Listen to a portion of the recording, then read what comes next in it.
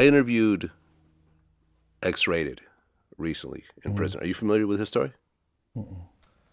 X-Rated was a rapper out of Sacramento in the early 90s. He was a Crip, and him and his friends, you know, they were all teenagers at the time, were involved in a home invasion where there was like two rival gang members, you know, allegedly that they were trying to get.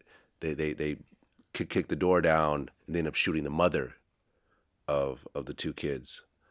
And she was like a mother of like 5 and a grandmother of like 2. And it was, and then like he was the first rapper that they kind of used the lyrics of his songs against him in court, because there was like a verse about kicking down doors, shooting mamas, and there was a gun that he was pointing at his head on his album cover that matched the type of gun that was used in the murder, even though we don't know whether it was the gun or not, but essentially he was like the first rapper to get convicted.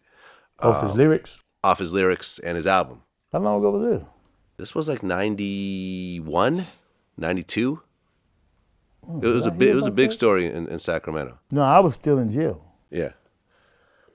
I was on the way to jail. And he's been in jail ever since. He got life. And so he's been in jail 30 years. And he had sort of a different point of view about gangs. You know, and I brought this up when I interviewed Trey D. I'm going to play it for you and just get your take on it. A gang is a parasitic organism that lives and grows and feeds on or within another organism without regard for the survival of its host, right? And that's the definition of a parasite. I don't see it that way. And he went on to describe how the little homie really wants to be the big homie and wants to, you know, take over that position. And the way he kind of described it was as a parasitic organism. And, you know, but he's been off the street for 30-something years. He might be bitter. I mean, but, you know, I look at it like this. Like, everybody's experience is different. Yeah. If you take my experience with like, say, my experience from prison, what was prison to me? And was prison so bad that I feared for my life, I feared going, I would tell on everybody because of my experience. What was freedom to me? What was my relationship with my woman to me? What was my, you know, what everything, how it affected you is how you view it. And then the moment that you do the interview, it speaks on how you react to it. Me, I can say this. There have been problems with me and my homeboys and my family, but there's no way do I see us as parasites. I understand, because I understand a little bit about the world, that every organization has problems.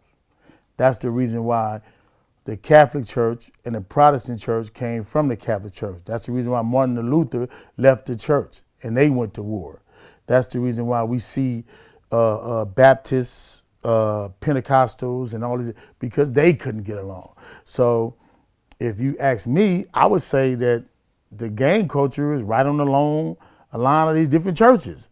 You gotta, if a Jehovah's Witness walk up to my house, my mama used to at one time go crazy, close the door and feel like the house was being invaded, and we looking like, what's happening? Yeah. You know, and so what's the difference? And I mean, at one time, because I study history, the churches actually were killing each other. Oh yeah, 1500-year war between the Protestants and the Catholic Church. Well, I mean, you could also look at the Dark Ages and the Inquisition. Yeah. And what they would do. And that's still going on though. We can't do that one because we still living in that time right now. Yeah. Well, I mean, like the way they would convert people. Yeah. And the type of tortures and the creative aspect of what they would do to try to convert still people. doing it. Yeah. You're still doing it right now. So I mean, we ain't actually moved from that. But yeah. So I wouldn't say that. I would say this, that I think it's the mentality of the people who so-called call themselves OGs and these different people or different gangs or whatever have you.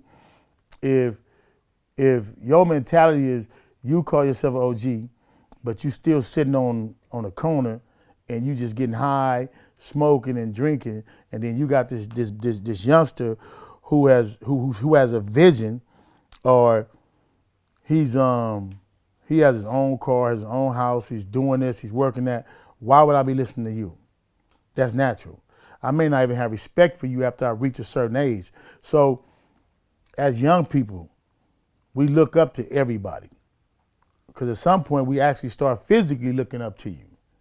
Then once I get your size and I start experiencing some of the things and I start seeing that you're not elevating and you can't continue to elevate me either, then I start to lose respect for you. I look at myself compared to certain dudes who call themselves OGs, right?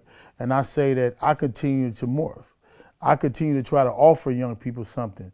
I continue to offer young people to say that you can't be mad at the system. You can't say that you can't do it. I kind of like don't give them that excuse.